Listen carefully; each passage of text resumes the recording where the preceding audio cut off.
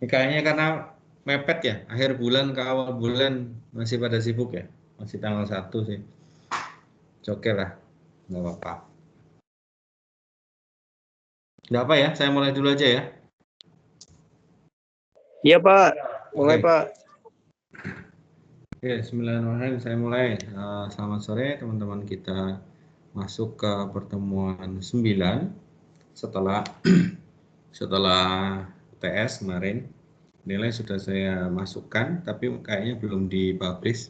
Nanti publishnya serentak sama akademik yang lain ya.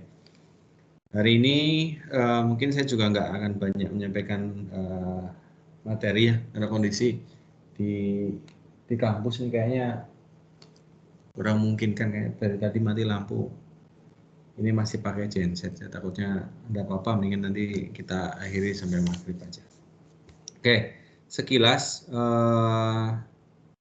yang mau kita bahas itu nanti tentang beberapa hal terkait dengan wilayah e-commerce, beberapa cara kerja e-commerce. Kalau waktu itu kita sudah mulai pengenalan e-commerce, kita belajar, kita diskusi bareng. Mungkin setelah UTS ini materinya agak teknis sedikit ya, agak lebih ke teknis. Waktu itu kita belum belajar atau kita belum diskusi lah ya. Mungkin teman-teman nanti kalau ada pengetahuan lain yang terkait dengan teknis, karena memang saya sendiri bukan praktisi di bidang e-commerce. Barangkali nanti ada teman-teman yang memang sudah mempraktekkan atau tahu proses bisnisnya, boleh silakan disanggah ataupun ditambahkan hal-hal yang saya sampaikan apabila ada kekurangannya. Oke, teman-teman sekalian, sebentar. Saya sambil buka ini dulu deh, buka siakat. Tanggal 1 tuh masih sesibuk akhir bulan ya?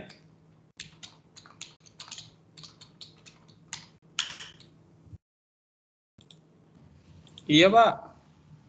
Keren. Ya wes, nggak apa-apa, sambil disambi. Masih ada rekon-rekonan Pak. Siap. Disambi aja, disambi.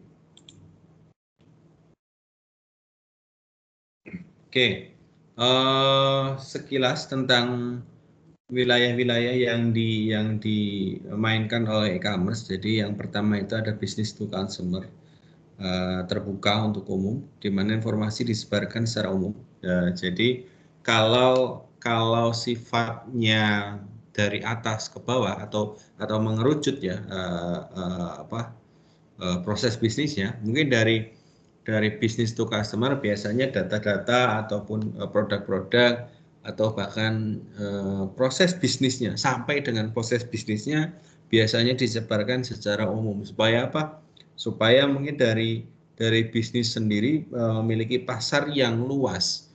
Karena bisnis to consumer ini sangat-sangat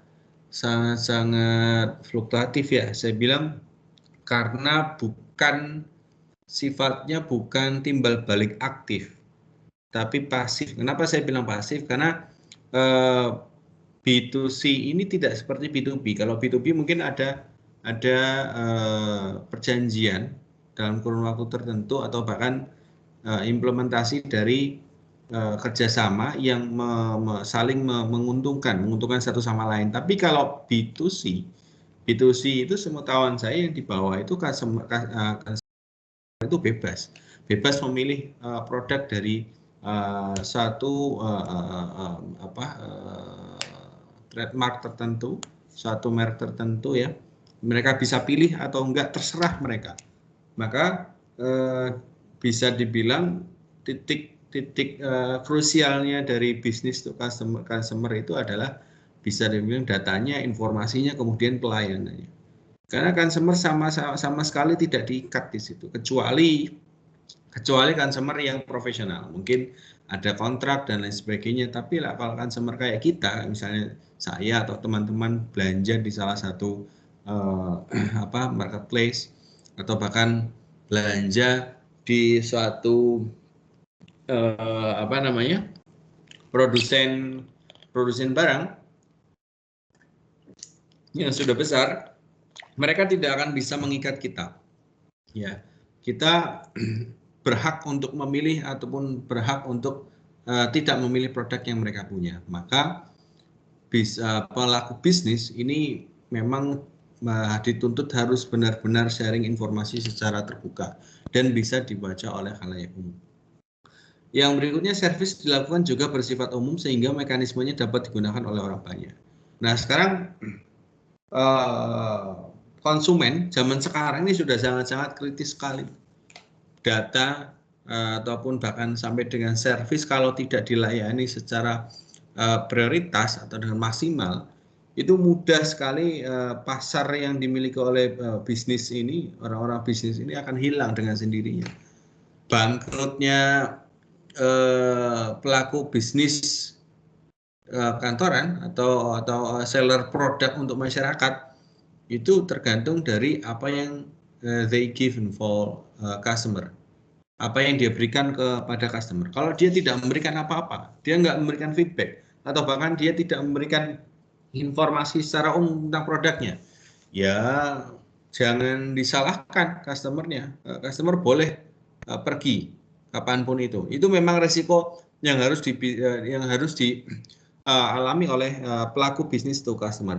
Makanya kebanyakan mungkin orang-orang yang di startup yang sekarang ini membangun dua lini ini ya, kerjasama ya, ada dua lini bisnis, istilah ada B2C, ada B2B, artinya ketika salah satu lini sedang drop, lini lain bisa support ya. Kalau B2C-nya lagi jelek, dia bisa memaksimalkan ya, bukan memanfaatkan, memaksimalkan B2B-nya, baik dengan relasi sekitarnya atau pengguna jasa atau produk sejenis ya.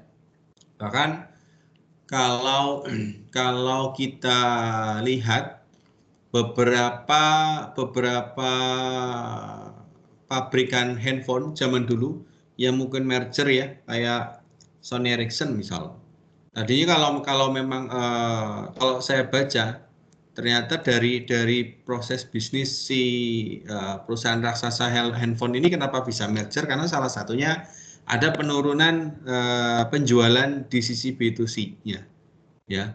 Kemudian mereka counter itu dengan merger dengan perusahaan, sama-sama perusahaan yang mengembangkan elektronik plus multimedia, maka Ericsson merger dengan Sony.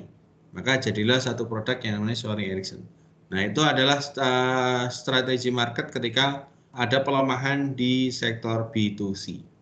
Tapi kalau misalnya waktu itu berjaya seperti Nokia, mungkin B2C-nya sudah nggak pusing lagi ya.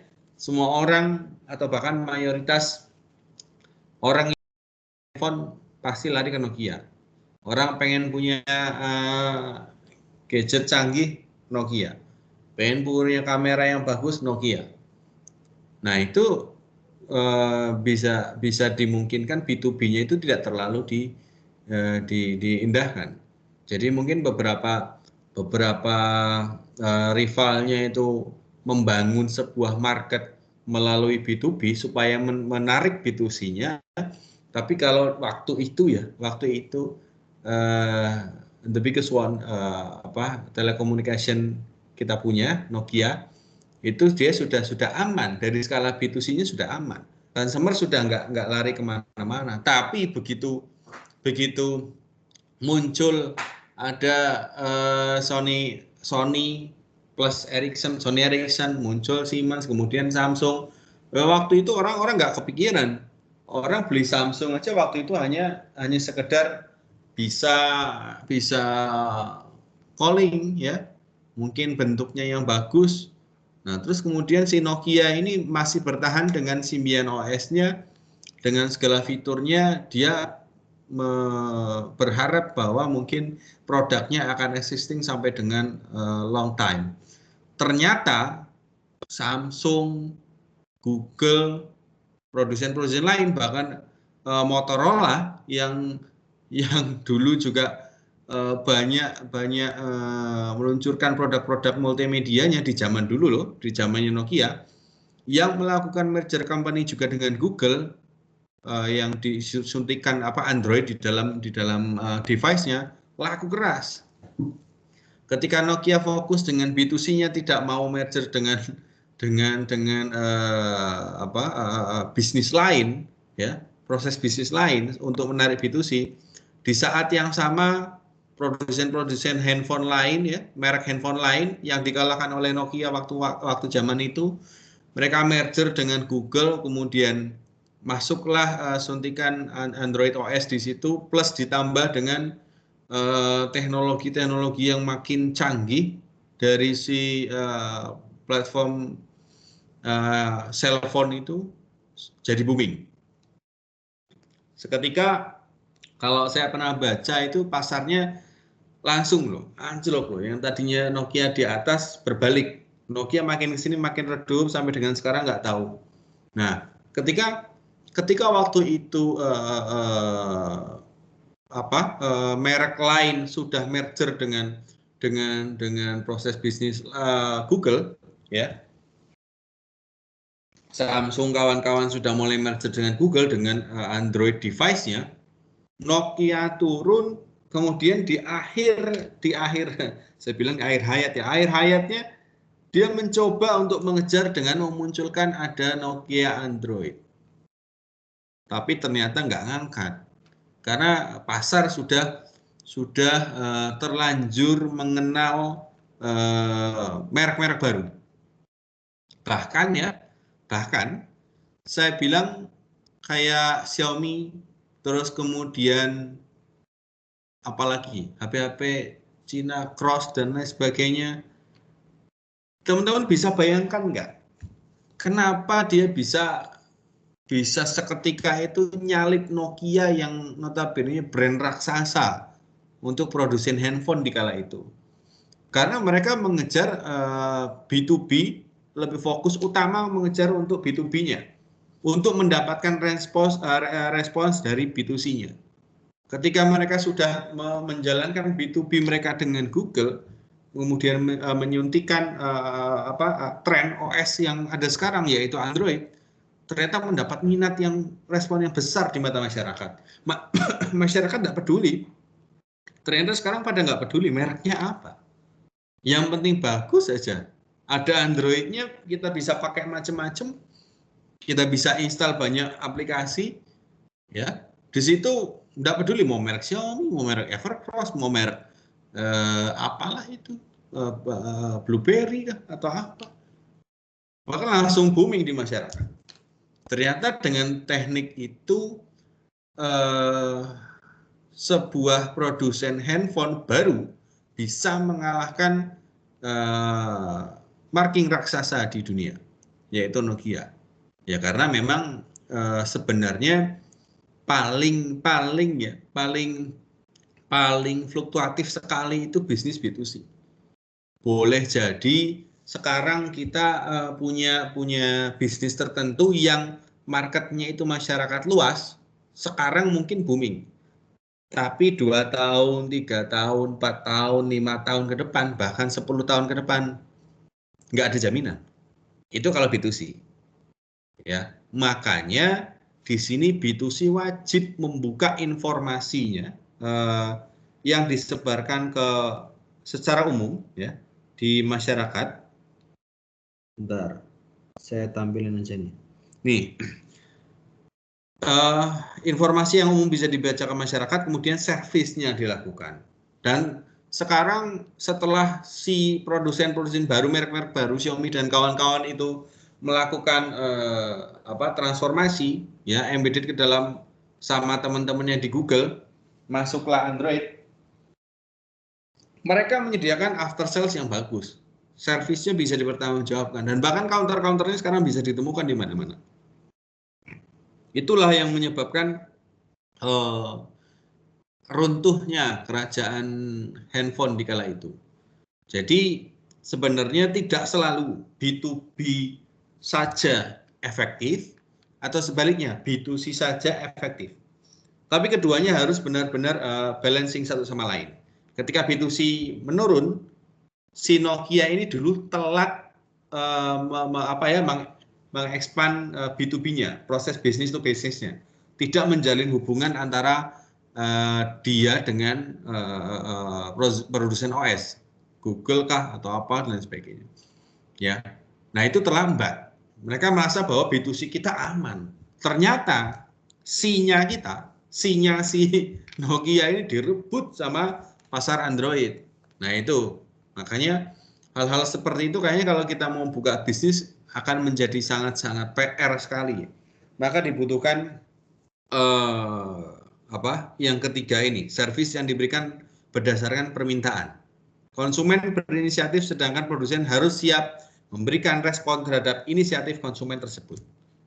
Barusan ketika kita tahu bahwa Nokia tiba-tiba down, turun drastis, karena dia tidak menerima permintaan konsumen. Konsumen meminta smartphone yang sudah mulai available untuk berbagai macam hal, sudah mulai kapabilitasnya tinggi dan bahkan user friendly lah. Mungkin kalau waktu itu Nokia sedikit menurunkan egonya dengan mendengar pasar, ya, mendengar permintaan konsumen dan membangun relasi yang bagus dengan di bidang di B2B-nya, saya rasa mungkin tidak akan sejatuh ini. Walaupun jatuh, tapi kayaknya nggak akan sejatuh ini.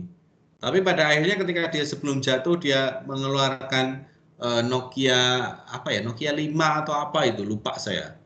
OS-nya Android. Nggak ngangkat, teman-teman. Nggak ngangkat. Penjualannya nggak ngangkat. Tetaplah kalah sama Android murah yang sudah mulai canggih. Nokia 5 masih di angka sekitar 2-3 juta apa ya? Kalau nggak salah waktu itu 2-3 juta lah. 2 juta, 1 juta, 1,5 juta sampai 2 juta kita sudah dapat Android yang bagus dari merek Cina ya, dari merek Cina. Tapi kita jangan berbicara prestis ya. Kita nggak akan berbicara prestis, misalnya konsumen yang fanatik dengan Samsung atau konsumen yang fanatik dengan Motorola, tidak. Tapi kita berbicara tentang bagaimana pasar menerima produk tertentu, kebutuhan pasar terhadap suatu produk tertentu. Dan ternyata pasar itu butuhnya cuma satu, smartphone, Android, bisa di macam-macamin, kemudian ya bisa dibilang smart lah, walaupun mungkin yang pakai nggak smart amat, sorry saya bilang. Tapi minimal download aplikasi enak, ya, download game enak. Coba kalau Symbian sampai sekarang ada yang pakai? Nggak ada.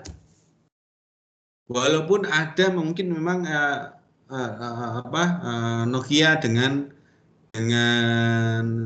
embel bisnisnya ya, yang smartphone itu berapa itu? E63 atau berapa lupa saya. Yang ada keyboardnya itu. Itu ternyata nggak bisa bertahan sampai sekarang, ya, karena itu fungsinya sangat terbatas. Sedangkan Android, teman-teman bisa ngapain aja sama Android. Nah, kalau kita membangun sebuah kerajaan bisnis, maka kalau memang kita fokus ke dalam bisnis B2C, kita harus benar-benar tahu informasi mana yang bisa kita sebarkan kepada halayak umum, servisnya juga kita berikan secara optimal, ya. Kita juga bisa mendengar. Kita harus mendengar berdasarkan permintaan konsumen. Kalau misalnya kita bikin bisnis clothing, misalnya, ternyata konsumen minta bahan yang beda.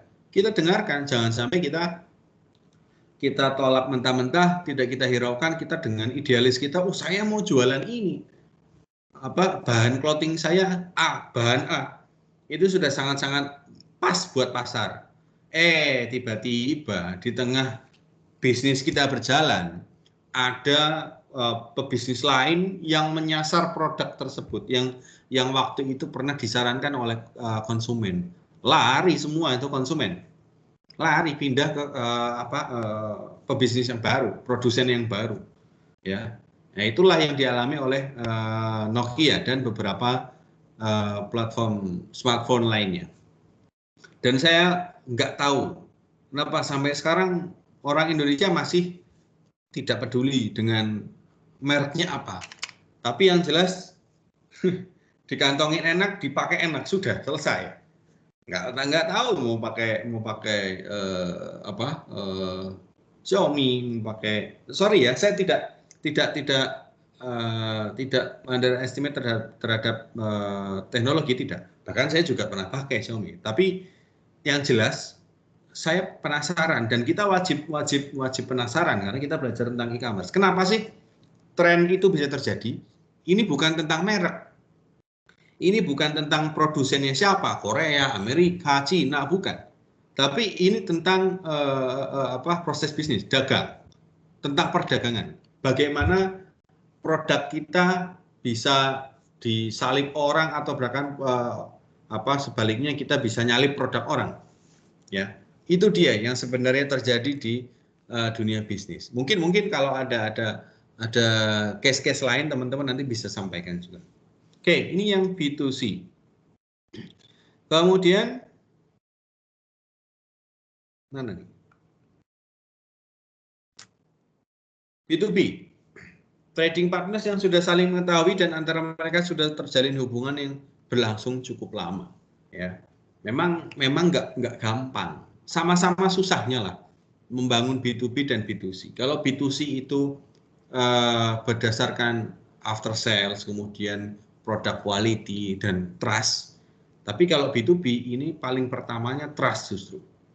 Ya, ketika misalnya nih, mungkin pada waktu itu kalau Sony Ericsson dan Sony tidak kenal satu sama lain atau tidak mengetahui track record masing-masing, bisa jadi mungkin tidak akan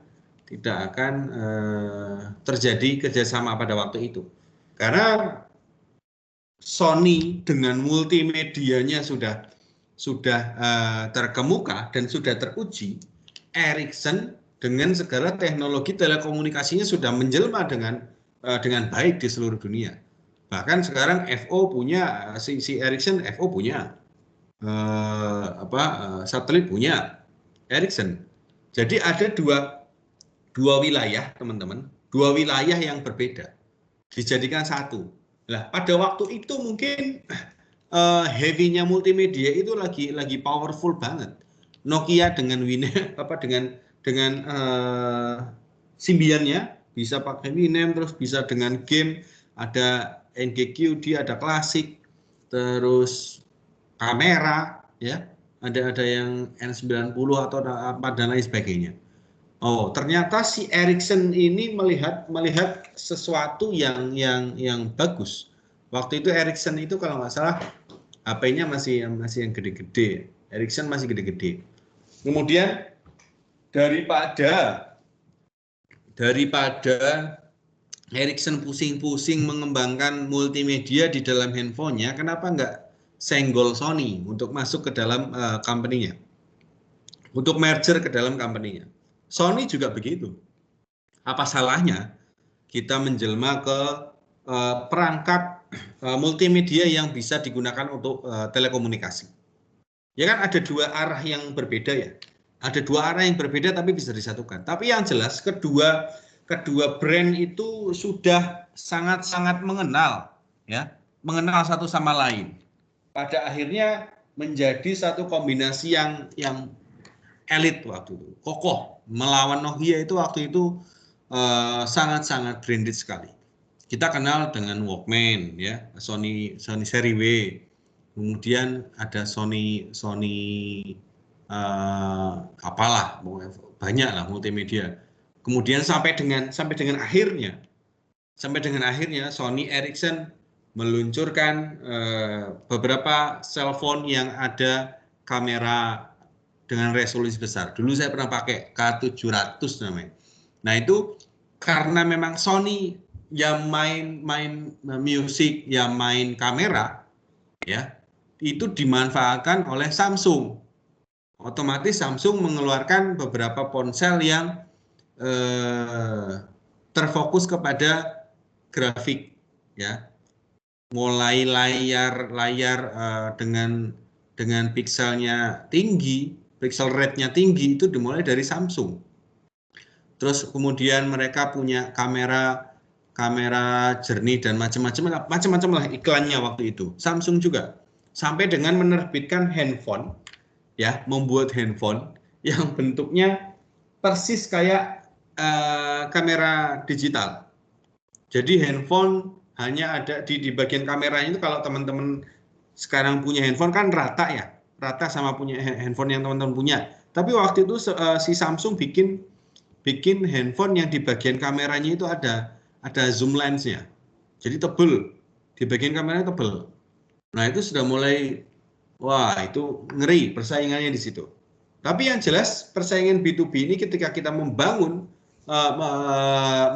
sebuah kerajaan bisnis yang harus berkolaborasi dengan proses bisnis lain, entah itu yang sejenis bisnisnya atau yang berbeda, itu tentunya perlu dukungan secara, saya bilang non formal ya, hubungan secara baik personal antara kedua belah pihak. Kalau sekarang yang lagi tren kan bisnis-bisnis yang diakuisisi ya, mungkin kayak bisnis kampus, ya sorry ya, saya bilang ada juga yang seperti itu di jaringan bisnis. Mungkin ada universitas yang tidak bisa langgeng dengan operasionalnya di merger, ya itu kan bisnis to bisnis. Ya yang jelas hal-hal tersebut harus dilandasi dengan hubungan baik antara satu buah organisasi dengan organisasi yang lainnya. Kemudian yang berikutnya, pertukaran data dilakukan secara berulang-ulang dan berkala dengan format data yang telah disepakati. Ya, tadi kalau B2C datanya secara umum ditebarkan ke konsumen, ya, ke khalayak umum sebagai customer kita. Tapi kalau B2B itu sudah disepakati nih, data-data apa saja yang bisa kita sharing, data penjualan atau data tren pasar, tentunya dengan format yang sudah disepakati teman-teman. Jadi nggak bisa asal. Kalau B2B itu aturannya lebih banyak. B2C lebih fleksibel, tapi resiko kerugian lebih tinggi. B2B lebih terstruktur dengan resiko kerugian mungkin tidak setinggi B2C. Kenapa? Karena ada mekanisme saling backup kalau antara B2B. Ya, ketika tadi lah contoh lah, Ericsson menurun dengan proses bisnis telekomunikasinya bisa disokong dengan Sony yang memiliki proses bisnis multimedia. Sebaliknya kalau multimedia Sony lagi turun, Ericsson akan suntik teknologi-teknologi di telekomunikasinya. Tapi kalau waktu itu mungkin Ericsson kolot, ya, kalau bahasa saya kolot dengan kemandiriannya, bisa jadi mungkin dia akan tertinggal. Karena apa? Karena waktu itu tidak ada yang bisa melawan Symbian OS-nya Nokia di zaman itu. Mungkin teman-teman pernah pakai kali ya, NG atau 6600, 3230, 3250. Ada yang mungkin yang pernah pakai? Pernah Pak? Pakai apa Mas Angga? Pakai NG buat main ini Sonic. Anak gamer nih. Mas Rifki pakai apa? Nokia N6000 kalau nggak salah ada Pak. 6000 ya. Itu kan lagi bagus-bagusnya ya. Pasarnya lagi bagus-bagusnya dari 600, 3230. Kita mau beli 3230 aja mahalnya minta ampun. 3250 yang keyboardnya bisa diputer mahal juga. N90 mahal juga. Rivalnya siapa? Rivalnya adalah Sony yang waktu itu tidak bisa melawan Nokia. Akhirnya dia merger dengan rivalnya adalah Ericsson yang waktu itu tidak bisa melawan kerajaan Nokia dengan teknologi yang dia punya sehingga dia merger dengan Sony. Maka Symbian OS dilawan dengan multimedia ponsel. Korea ya waktu itu mungkin saya masih kecil tapi saya ikut ngerasain juga. Gantinya tuh kalau handphone gantinya kalau nggak Nokia ya Sony Ericsson. Motorola mungkin 12 lah. Tapi waktu itu zaman saya masih SMA juga, saya ngelihatnya pokoknya kalau nggak Nokia, Sony Ericsson deh. Pasti. Kalau nggak Nokia 600 ya Sony Ericsson seri Walkman lah. Itu yang paling diminati. Ternyata pasar butuh refreshing, butuh something new. Dihadirkanlah oleh Sony Ericsson berupa ponsel-ponsel mereka punya. Nah, mungkin waktu itu kalau teman-teman ganti, kalau memang bukan fanatisme Nokia ya, mungkin waktu itu saya yakin kalau ganti handphone, pindah platform, saya yakin gantinya ke Sony Ericsson. Mungkin Motorola atau LG masih terlalu kecil. Dulu LG bahkan mungkin keluarin handphone hanya handphone Java saja. Samsung, LG itu waktu itu concern ke Java. Tapi sekarang LG, Samsung, Motorola sudah menurunkan egonya. Motorola sudah mulai meluncurkan Razr yang terbaru, ya, dan dia disuntikan Android OS. Dan mungkin sekarang pengguna Android OS waktu itu memang sempat diganggu ya sama iOS mungkin. Tapi kayaknya sekarang iOS sama Android, saya tidak bilang iOS turun, tapi pengguna Android semakin banyak. Pengguna Android semakin banyak. Maaf nih, dari mulai orang kalangan bawah mungkin yang punya uang 500.000, 800.000, 1 juta. Pakainya apa? Android. Bayangkan betapa surgawinya seorang sebesar Google itu dengan Android yang merajalela, mau dari kalangan bawah sampai pebisnis. Mungkin kalau iOS ya masih bisa dilihat segmentednya. Segmennya masih bisa dilihat. Mungkin orang-orang yang eksekutif ya, orang yang butuh privasi tinggi, orang-orang yang mungkin butuh kejelian matang. Nah, itu beberapa orang, atau bahkan orang yang memandang prestis suatu produk tertentu. Bahkan fanatisme. Ya, itu menyasar produk Apple. Tapi kalau orang yang biasa aja, ada yang penting bisa dipakai enak, kamera bisa dibuka, multimedia juga oke, Android pilihannya murah. Android pilihannya. Tuh bayangin aja kalau teman-teman yang yang punya Google, gimana rasanya itu hati. Mulai dari maaf nih, orang kalangan bawah sampai kalangan atas nggak ada yang nggak pakai Android. Meskipun ada juga yang pakai iOS. Tapi semua kalangan masuk loh. Bayangin. Android itu semua kalangan masuk, apapun handphonenya, apapun merek handphonenya.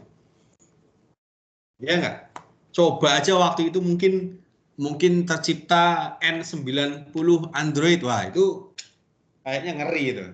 Kayaknya laku. Sayangnya waktu itu 3230 atau 3250 yang itu toh, yang kameranya di keyboard bisa diputer-puter, itu stucking di situ, di mana, di Symbian OS. Bahkan yang E60 ya, E90 apa E60, E90 yang katanya digadang-gadang bakal jadi mini laptop ya, waktu itu yang digadang-gadang jadi mini laptop akan menggantikan personal komputer. Wah ya, ternyata orang-orang lebih milih laptopnya daripada N90-nya. Karena kan N90 itu kan yang keyboardnya panjang itu. Mungkin teman-teman yang tahu handphone Nokia familiar banget lah dengan handphone Nokia yang pakai QWERTY itu. QWERTY panjang ya. Bukan QWERTY kecil, tapi QWERTY yang panjang tuh, yang flip dibuka kayak laptop. Itu dulunya digadang-gadang bakal ganti sebagai penggantinya personal computer. Ternyata ya nggak kalah pinter dong produsen komputer atau laptop, keluarin laptop yang tanpa bezel, laptop yang tipis ya. Sekarang macOS sudah berkembang. Wah, ini daripada beli device yang katanya akan menggantikan personal computer tapi nanggung, mendingan beli PC sekalian atau bahkan beli laptop yang canggih sekalian. HP. Kalau untuk telekomunikasi sudah ada Android ya, yang bundling dengan beberapa merek. Nah, itu Itu beberapa hal yang mungkin bisa di-sharing atau bisa ditukarkan informasinya antara B2B, ya. Mulai dari saya yakin Ericsson dan Sony itu saling bertukar informasi. Pasar Sony dengan multimedianya, segmentasinya sekian pasti dikasihkan ke Ericsson. Begitu juga dengan Ericsson. Pasar cellphone-nya Ericsson yang waktu itu menggunakan handphone badak itu yang gede, handphone batu bata, itu dikasih juga penggunanya sekian. Progresnya bagaimana sih kalau ramuan telekomunikasi dan multimedia disatukan bagaimana? Ternyata dengan dua data segmentasi yang berbeda itu bisa di merger dan menghasilkan pasar yang bagus.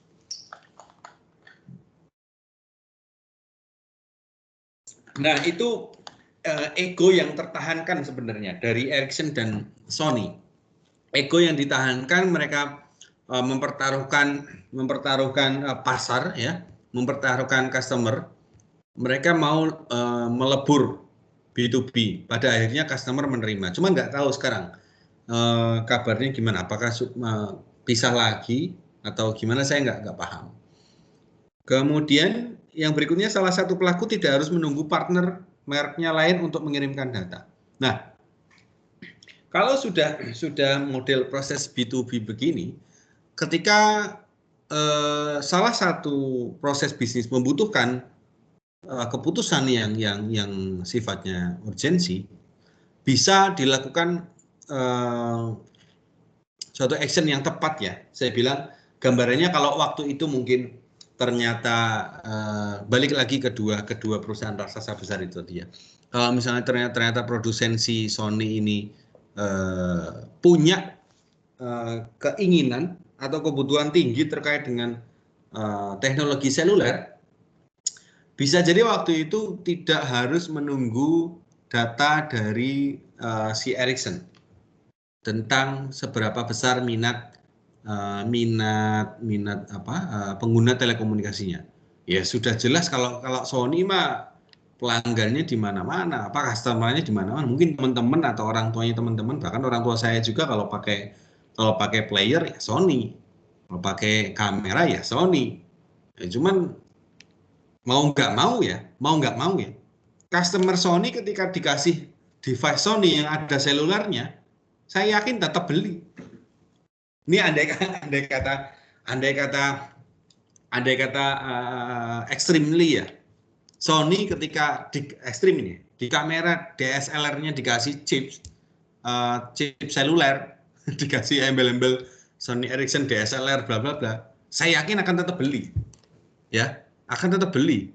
Nggak perlu si Ericsson ngasih data pengguna cellphone-nya, pengguna selulernya, nggak perlu, karena heavy-nya pengguna Sony ini lebih dominan. Kita kalau entah itu mau dipakai atau enggak fitur selulernya, kan tetap dibeli. Jadi kalau waktu itu dilihat dari segi manfaat, sebenarnya yang lebih mengambil manfaat Ericsson sebenarnya. Karena Ericsson itu sudah membaca dia akan turun dari persaingan telekomunikasi yang dibangun oleh Nokia. Nah, Sony waktu itu ya anteng-anteng aja, diem aja, karena pasar multimedia kan nggak ada yang ganggu. Siapa yang mau ganggu? Nggak ada. Ya paling nggak tahu, zaman dulu Pioneer kali ya, masih ada ya, Pioneer merek lama ya. Pioneer kayak merek lama itu. Nah, itu nggak ada yang ganggu pasar Sony waktu itu. Berarti orang tua saya pernah tahu pakai DVD player yang gede itu mereknya Sony juga. Sound system mereknya Sony. Saya juga nggak paham. Ya, tapi yang jelas sekarang baru saya ngeh nih. Ternyata waktu itu memang mereka nggak ada gangguan. Yang terganggu sebenarnya Ericsson yang terganggu oleh pasar Nokia. Tapi dia merger dengan Sony. Maka jadinya Sony Ericsson.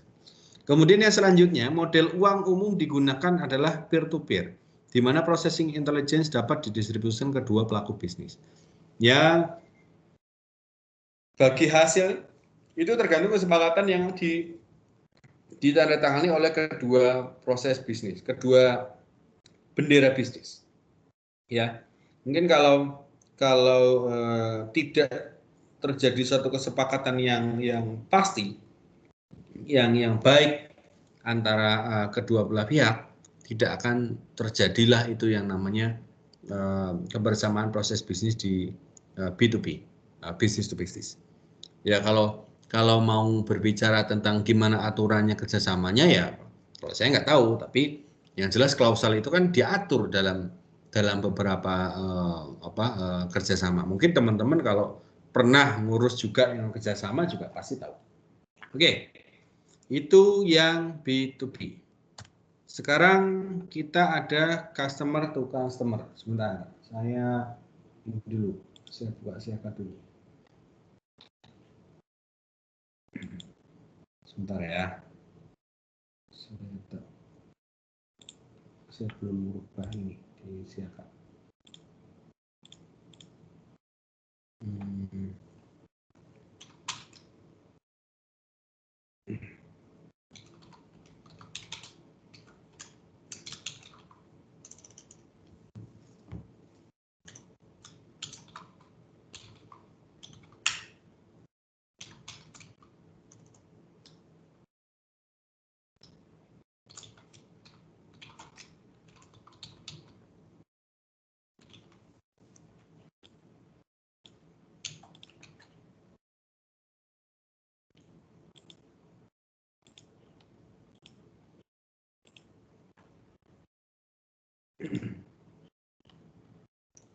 Saya lupa, saya sambil ini aja.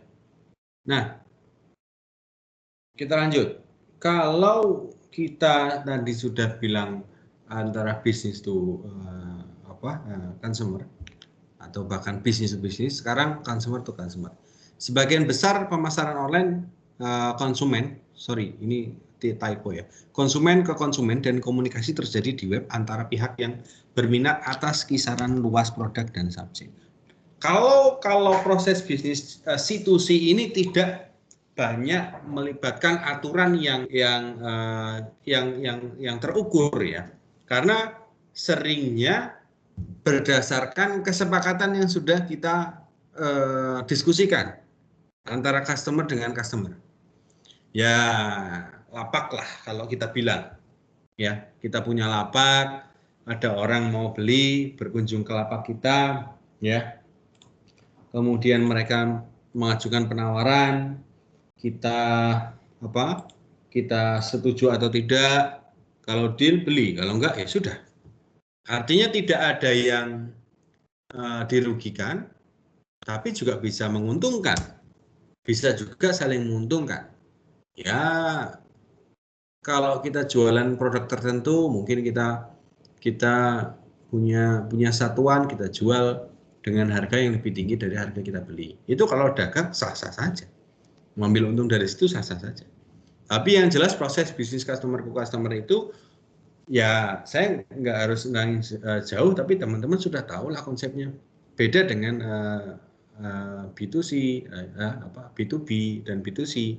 Kalau C2C lebih fleksibel lagi dan lebih tidak terstruktur, tapi modal ini kepercayaan. Modal kepercayaan, kita belanja di tempatnya orang misal, ya, kemudian kita sudah bisa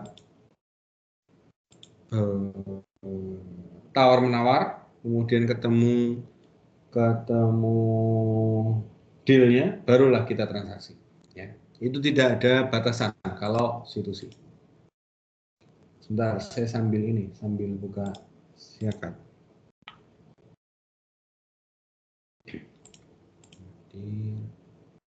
Martin ada, Putri ada,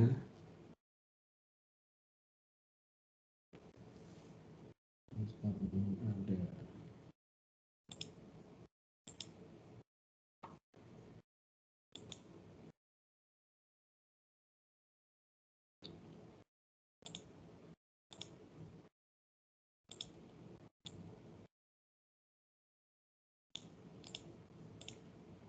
Oke, itu sekilas tentang C2C, consumer to consumer. Kemudian, nah ini consumer to business. Berkat internet, konsumer masa kini menemukan bahwa mereka lebih mudah berkomunikasi dengan perusahaan. Artinya ketika ini sebenarnya proses feedback dari tadi yang kita bahas di awal, business to consumer. Ya, sekarang dibalik, consumer to business. Ketika kita menjual sesuatu suatu produk yang kita punya terhadap suatu proses bisnis tertentu, ya contoh simpelnya kerajinan tangan mungkin, ya, atau mungkin produk-produk homemade yang lain kita jual ke pengepul atau perusahaan yang mengumpulkan produk kita, kemudian mereka jualkan. Tentunya perlu ada timbal balik. Kalau tadi sudut pandang utamanya adalah bisnis, kalau sekarang dibalik, sudut pandang utamanya consumer. Ya, kita selaku individual sebagai sudut pandang pertama yang melibatkan perusahaan tertentu yang apalah itulah, mau menjualkan lah, mau meresellerkan lah, atau mengempul produk kita lah. Ketika kita menemukan keadaan seperti itu, tentunya tidak selalu kita bisa menangani hal tersebut secara offline. Mungkin karena perusahaan tersebut punya banyak supplier bisa jadi, atau bagaimana lah. Seringnya kan begitu. Kalau kita ketemu sama perusahaan-perusahaan besar yang punya banyak supplier, mungkin kita kalau mau komplain atau apa tentang pelayanan.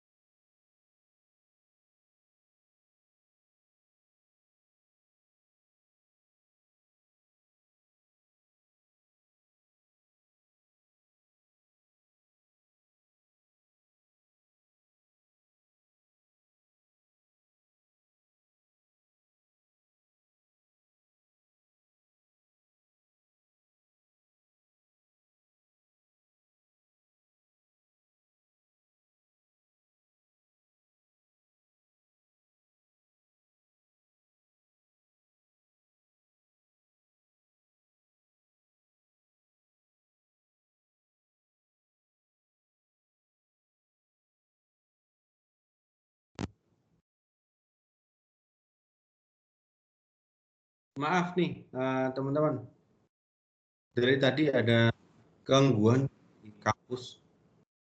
Dari pagi turun terus listriknya. Maaf, ada gangguan sedikit. Memang dari pagi sih listrik yang di kampus naik turun terus. Oke, suara saya udah masuk ya? Masuk, Pak. Oke, sip, sebentar.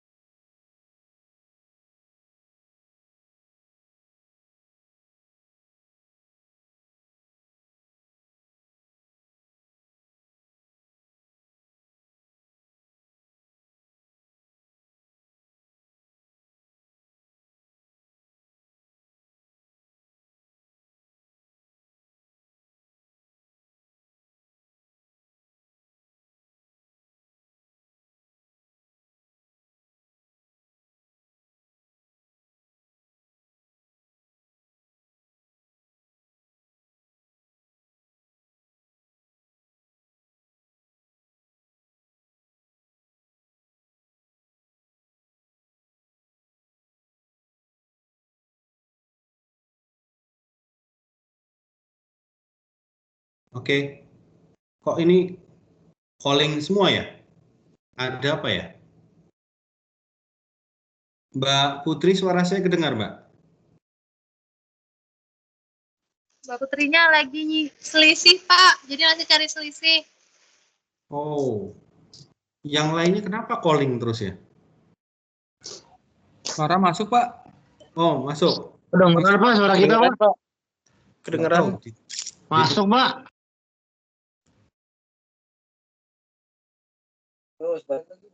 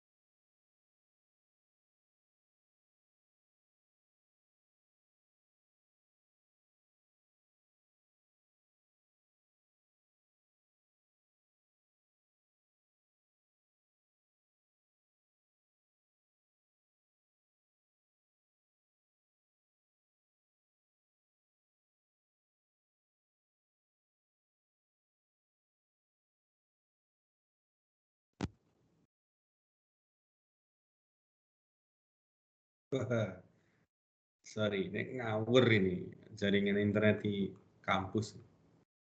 Gak ngawur, sorry ya.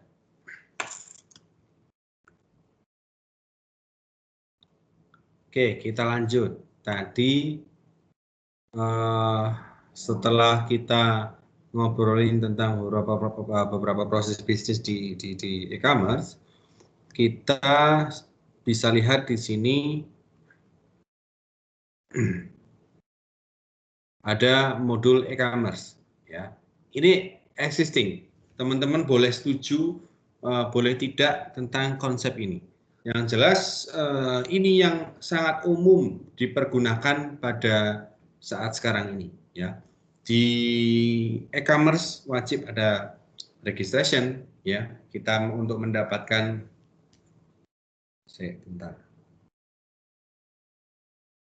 Bagaimana kita mendapatkan data pelanggan, data customer, di sini wajib ada yang pertama. Kemudian yang kedua ada offering dan order. Offering dan order ini sangat-sangat, aduh kenapa lagi nih?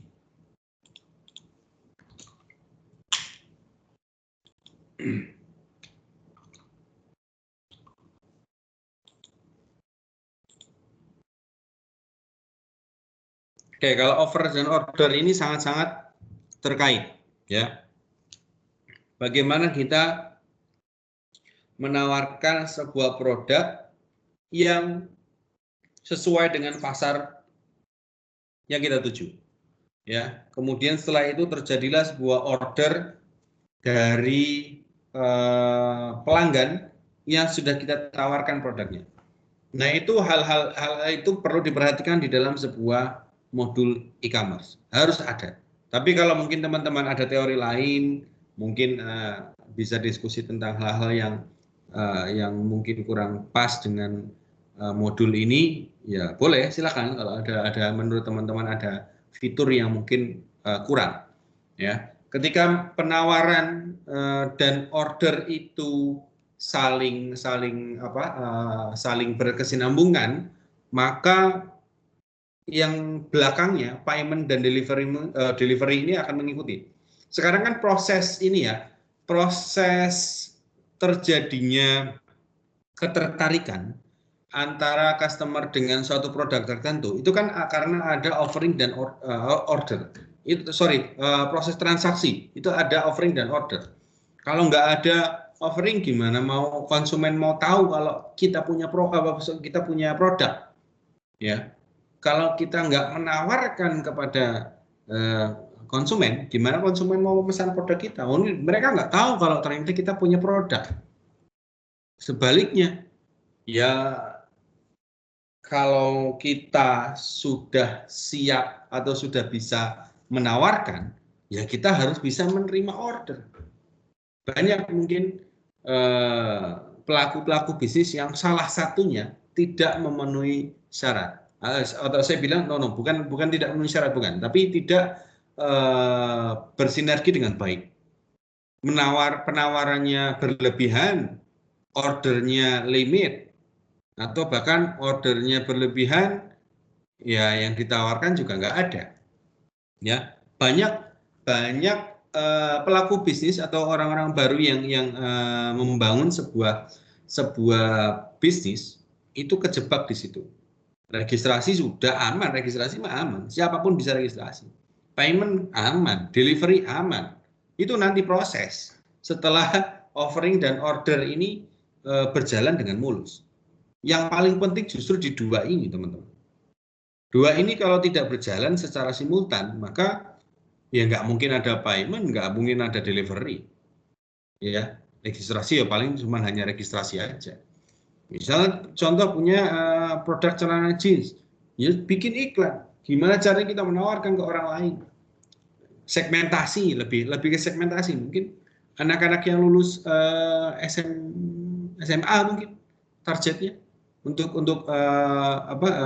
pakaian kuliah mereka kan casual macam-macam. Mungkin lebih menawarkan ke situ. Mereka tersegmen, ya. Mereka tawarkan celana jeans, setelan casual buat kuliah dan macam-macam, cocok buat kuliah, hingga akhirnya konsumen yang anak-anak lulus SMA ini percaya bahwa produknya ini tepat untuk dipilih sebagai pakaian waktu mereka kuliah. So terjadilah order di sini. Mereka order berdasarkan apa? Berdasarkan offering yang diterima, berdasarkan penawaran yang diterima, iklan yang diberikan oleh pelaku bisnis. Kemudian setelah itu semua terjadi, kedua ini terjadi, barulah setelah order ada pembayaran, ya, pembayaran dari si pembeli kepada pemilik produk, ya, ada payment, kemudian proses payment ke delivery lagi, delivery melibatkan pihak lain lagi, kayak gitu kan sangat-sangat dimungkinkan untuk membangun kerjasama, antara organisasi satu dengan yang lainnya. Artinya organisasi yang kita maksud adalah organisasi bisnis dengan transportasi mungkin, dengan pengiriman, ya, dengan logistik, ya, ya itu sangat simultan. Sekali lagi ketika storefront ini yang di depan ini dua offer dan order ini bekerja secara simultan dan balance, maka yang lainnya aman. Saya rasa aman. Tapi sebaliknya, kita punya data yang bagus, ya enggak? Kita punya m-banking, bisa buat payment gateway. Kita punya rekanan delivery yang bagus. Neng tidak ada produknya yang mau dijual atau tidak ada pemesannya atas produk yang kita punya, yuk percuma. Payment akan mati, delivery juga nggak akan terjadi. Ya. Kemudian di backbone-nya ada user management, ada product management. Ini yang di depan, ya. Storefront ini yang di depan, ya. Jadi yang dilihat, yang nampak di kulit depan dari sebuah e-commerce. Apa aja yang terjadi ini semua. Ada 5 ini. Kemudian di belakang itu, di pengelolaan e-commerce, itu ada user management, ada product management, order management, payment management, shipping management, reporting. Nah, seperti saya bilang tadi bahwa ketika offering kita memiliki segmentasi pelanggan, maka disinilah fungsi user management berlaku. User management itu bisa juga kelanjutan dari registrasi. Di dalam kita punya data, ya nggak? Punya habit dari sasaran yang kita tuju, ya. Kita tahu kesukaannya apa, mayoritas dia pekerjaannya apa, atau minatnya seperti apa terhadap produk bisnis yang kita luncurkan. Dari situ baru kita bisa mensegmentasi penawaran yang kita punya. Kita segmenkan.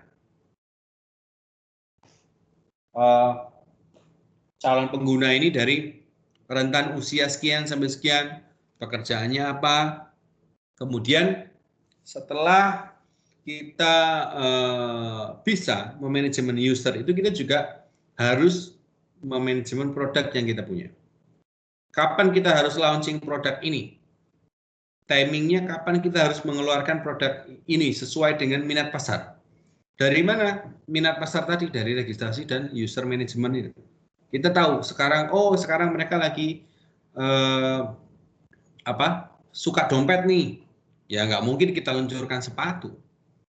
Nah, sebaliknya, pada waktu ini nih bulan-bulan ini bulan-bulan masuk anak sekolah, berarti pasar lagi banyak butuh alat-alat sekolah, buku, tas, macam-macam.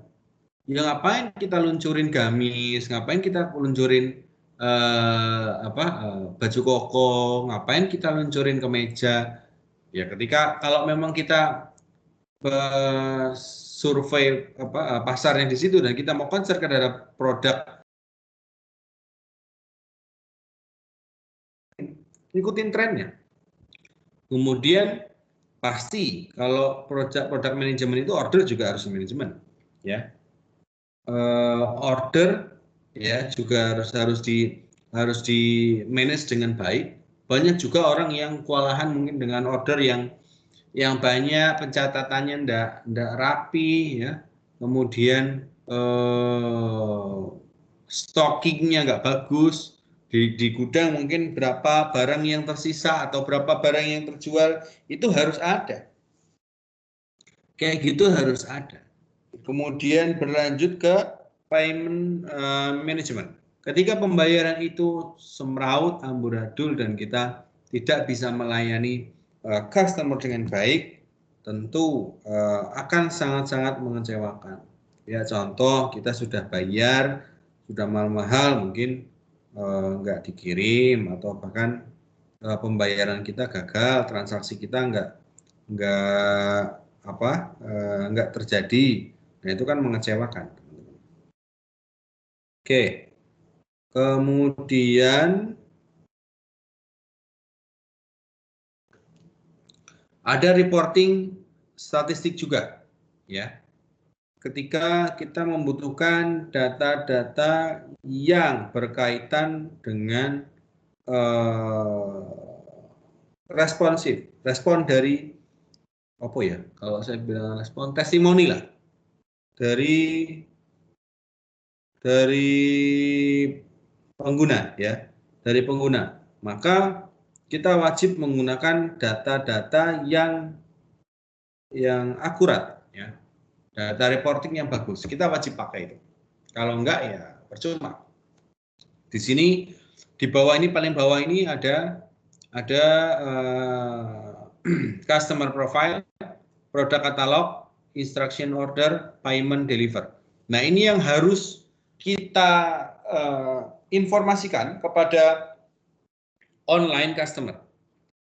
Selain yang ini teman-teman bisa lihat ada gambar beberapa orang lah, ibarat kata saya gambarin gambar orang lah. Di sini yang dilihat oleh customer atau perorangan yang akan membeli produk itu seperti ini. Di sini adalah shop administrator atau yang punya bisnis yang mengelola sebuah e-commerce. Kemudian ini hal-hal yang harus dimunculkan, ya, ke dalam semua proses bisnis yang bisa dinikmati oleh online customer, baik online customer maupun shop administrator. Yang harus dikelola ini, keempat ini pokok. Customer profile, product catalog, instruction order, payment deliver. Ya, instruction order, ya, kalau nggak ada cara order kayaknya kita seringnya bingung, ya. Sering bingung gimana sih cara order atau gimana cara membayarnya, ya. Seringnya mungkin kalau instruksinya kurang nggak jelas, maka pembeli juga ya nonsen lah, nggak akan minat dan nggak niat belinya. Ya, maka di sini saya bilang toko elektronik atau biasa disebut workshop, sistem yang berbasis web yang dapat menawarkan barang dan jasa, memproses, menerima pesanan dan mengatur pengiriman dan model pembayaran. Semuanya. Semua function untuk proses jual beli ada di dalam. Oke. Mekanisme e-commerce transaksi elektronik antara merchant pihak penawaran barang atau jasa melalui internet pada umumnya berlangsung secara paperless transaction, ya, yang jelas. Karena namanya aja e-commerce, sudah nggak pakai struk lagi, kertas, kwitansi apa nggak pakai, ya. Kita pakai bukti-bukti digital. Nah, ini ada beberapa tipe dan variasi e-commerce. Ada chatting, video, conference. Mungkin kalau saya belum pernah sih, tapi kayaknya kalau kita lihat di online store ada fitur call center yang by call, by video, call by video. Nggak tahu, saya belum pernah pakai, tapi kayaknya ada. Nah, itu bisa digunakan dialog interaktif secara langsung. Entah itu mau komplain atau apa dan sebagainya tentang pelayanan bisa. Kemudian via email, ya. Kita juga bisa lihat email itu biasanya umum dipakai. Kalau kita mau mengajukan komplain atau bahkan mengajukan beberapa hal terkait dengan pembelian barang. Nah, website sejumlah halaman memiliki topik yang terkait, terkadang disertai pula dengan berkas gambar, video, dan sebagainya. Testimoni mungkin di websitenya diposting oleh pembeli, oh produk ini memuaskan, gambar begini. Testimoni sekian, apa ada lecet atau tidak. Nah, itu tergantung. Nah, itu bisa dipaparkan di website.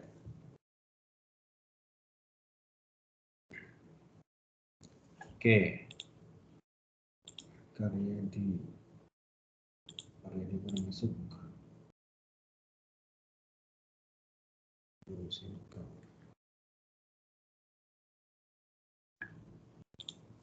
Ya, kemudian di sini ada sistem penjualan. Saya coba buat flowchartnya. Di sini ada konsumen, ya. Konsumen melihat barang. Mungkin kalau beberapa teman-teman yang nulis papernya terkait dengan usulan modeling dari e-commerce, salah satunya akan membuat flowchart yang seperti ini. Alur terjadinya sebuah transaksional di dalam aplikasi e-commerce. Oh iya, ngomong-ngomong paper, saya mengingatkan progresnya, jangan lupa kita sudah UTS.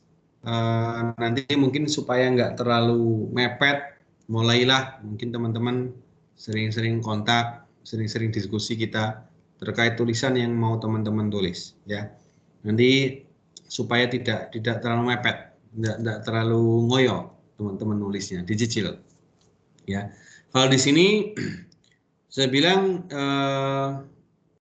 konsumen di tahap awal, konsumen melihat barang, kemudian membeli barang, otomatis dia akan ke kasir dong, ya. Dia ke kasir, dari kasir nota pembeliannya dikembalikan ke konsumen. Nah, ketika konsumen membeli barang, ya, dia ada laporan nih, ada laporan dari si kasir, inputan dari kasir akan input ke sistem. Otomatis sistem akan membuat laporan. Laporannya dari mana? Dari si pembelian konsumen yang sudah dilakukan terhadap online store kita. Maka di sisi admin, ya, di sini ada pembukuan dan persediaan. Membuat laporan juga, teman-teman. Membuat laporan, melihat data barang, ya. Pembukuan ini kita lihat. Melihat data barang, otomatis sudah dikurangi dari aktivitas pembelian konsumen yang tadi. Kalau logikanya, kalau barang A sudah dibeli sama konsumen, berarti di data barang sudah berkurang satu. Maka di bagian pembukuan mengupdate bahwa barang A sudah berkurang kuantitinya 1 buah atau 2 buah. Kalau ternyata perlu untuk memesan lagi, maka dia akan menghubungi supplier. Supplier akan mengirimkan barang dan mengirim faktur pembelian. Masuklah ke pembukuan, ya, persediaan. Otomatis data barang ini akan update. Data barang akan update, maka lihat barang ini, data di sini akan menjadi data terbaru dari data barang, ya, data barang dan membuat laporan ya tentunya. Laporan penjualan bisa laporan pembelian terhadap supplier. Terus kemudian si pembukuan ini harus memeriksa barang. Yang tadi saya bilang, memeriksa barang untuk dimasukkan datanya ke persediaan barang. Maka ketika kita balik lagi ke sini, ketika si konsumen ini nanti memesan barang, dia akan melihat data terbaru ini berdasarkan ini tadi. Dia melihat data barang, membuat laporan, kemudian dia lari ke sini, barangnya diperiksa, masukkan ke dalam persediaan barang. Maka si konsumen akan melihat barang yang terbaru dari data persediaan barang yang diupdate oleh bagian pembukuan. Kasir tinggal update doang, update data terkini. Sekarang barang berkurang 1, berkurang 2, nota pembelian ke sini. Ya otomatis ini akan menjadi laporan buat si bagian pembukuan. Itu prosesnya. Modelnya banyak, tidak selalu seperti ini. Nah, setelah tadi kita ngobrol tentang beberapa, sebentar ya. Sebentar.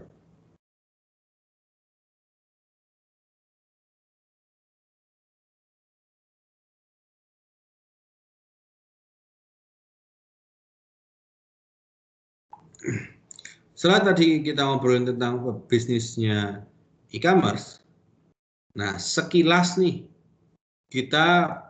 setelah itu kita ngomong tentang prinsip desain. Memang tidak akan banyak menyinggung di sini karena e-commerce bukan berarti teman-teman juga harus belajar multimedia, tidak. Tapi minimal kita tahu dalam mendesain sebuah e-commerce atau menempatkan sebuah e-commerce itu beberapa prinsip desain harus diperhatikan. Yang pertama balancing, kesinambungan antara distribusi, bobot visual objek, warna dan ruang dalam desain Anda. Ini sudah beda ya. Subjeknya sudah beda, pembahasannya sudah beda dari yang tadi. Ya, desain tidak perlu simetris agar dianggap seimbang, nggak perlu. Desain asimetris juga dapat diseimbangkan.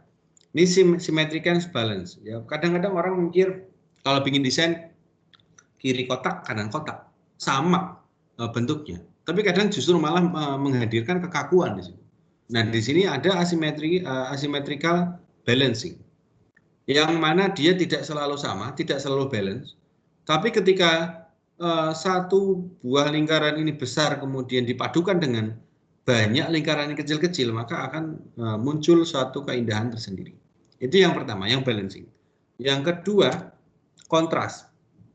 Kontras pada desain merupakan aksentuasi dari perbedaan antar elemen.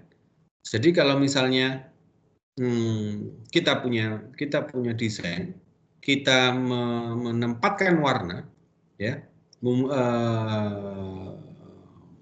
kita punya sorotan tertentu terhadap suatu objek di dalam sebuah desain, maka tempatkanlah kontras yang baik.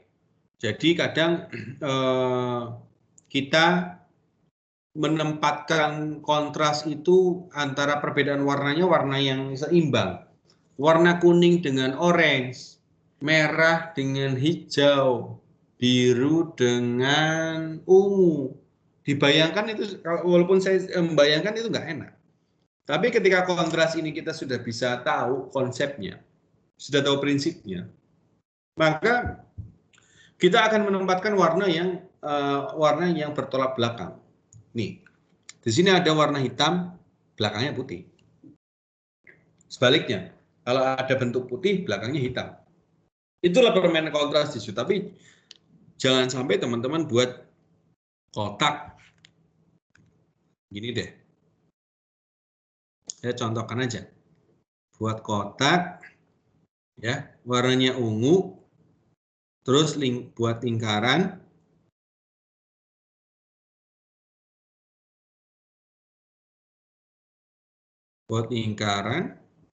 warnanya biru, nggak enak dilihat. Atau bahkan warnanya merah, kan nggak enak. Kontras iya, berbeda warnanya, cuman kombinasinya nggak enak.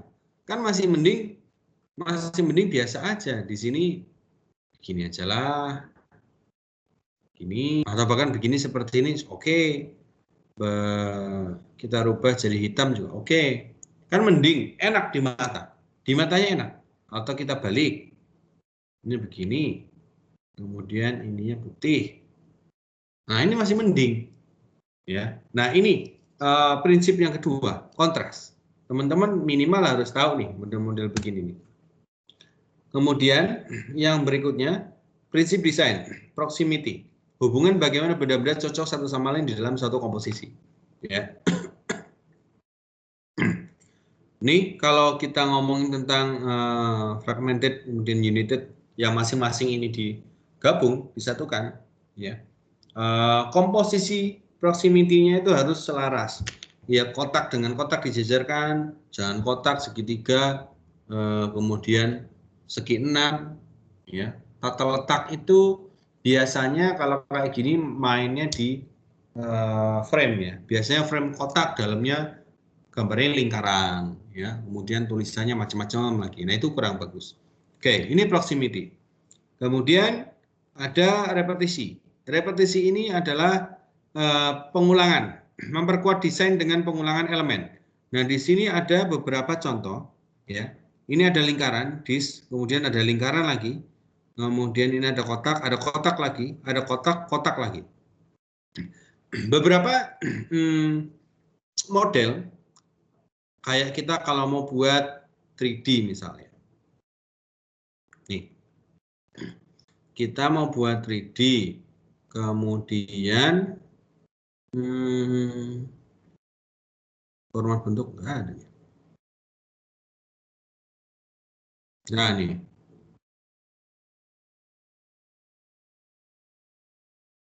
Nah, mau buat seperti ini. Nah, inilah konsep-konsep repetisi dibangun. Sejauh mana sih kecocokan, ya, kepantasan dari sebuah desain terhadap tumpukan yang ada. Jadi kalau ini repeat kan, ini kan repeat, saya bilang repeat nih. Ada lingkaran lagi, ada kotak lagi. Ini desain yang repetisi ya. Bilangnya repetition. Ya. Jadi konsep dari repetition adalah numpuk pengulangan elemen untuk mempertegas, ya, untuk mempertegas bagian desain tertentu. Bagian kotak ini dipertegas. Dia menunjukkan bahwa ini ada dua tumpukan kotak di sini. Oke, itu repetisi. Yang berikutnya ada white space. Ruang putih tidak hanya teks dan grafik antar elemen, bukan. Dia juga bisa dan tidak harus putih pula, bisa berupa warna apapun, biru, merah, kuning. Ya, ada space antara ini. Kalau teman-teman bisa lihat relaxing furniture sales event, ini ada white space-nya. Kalau nggak ada, rapat banget kan nggak enak dilihatnya. Ya, ini prinsip yang salah satu prinsip dari desain white space harus ada. Teman-teman harus setting ini. Kalau enggak, tulisan juga nggak bisa dibaca. Yang terakhir ada alignment. Menyatukan elemen pada halaman dengan membuat koneksi visual. Ya. Elemen-elemen tertentu bisa disatukan pada halaman-halaman yang misal contoh pada lipatan-lipatan gitu ya. Gambar pada page satu dengan page yang lain disatukan, ya, sehingga sehingga gambar dapat dimengerti dan dapat menyambung satu dengan yang lainnya tanpa mengurangi esensi dari bentuk yang kita buat. Nah, itu beberapa konsep, beberapa prinsip desain yang mungkin nanti teman-teman bisa pelajari kalau memang mau membuat e-commerce. Nah, yang perlu teman-teman sekalian pelajari mungkin yang lebih banyak terkait dengan e-commerce-nya, ya. Bagaimana sistem penjualannya, bagaimana alurnya, kemudian apa yang harus ada fitur di e-commerce-nya, itu yang mungkin harus teman-teman concern lebih pelajari di mata kuliah e-commerce sekarang. Karena CPL-nya adalah kita tahu bagaimana e-commerce itu bekerja, tanpa harus kita melihat e-commerce existing yang ada sekarang ini. Oke, gitu dulu teman-teman, karena sudah mau maghrib, mungkin teman-teman akan lanjut juga aktivitas yang lain. Ada yang mau disampaikan mungkin sebelum saya akhiri? Belum, Pak. Enggak ada, Pak. Oke. Cukup ya? Ya sudah, kalau cukup teman-teman sekalian, terima kasih sudah menyempatkan waktu datang ke kelas. Semoga sehat selalu, lancar kerjaannya. Amin, Pak. Amin. Jangan lupa bahagia biar nggak sakit. Terima kasih. Selamat sore. Ya, Pak. Yuk. Wabarakatuh. Waalaikumsalam. Terima kasih, Pak. Waalaikumsalam warahmatullahi wabarakatuh. Makasih, Pak. Ya, terima kasih.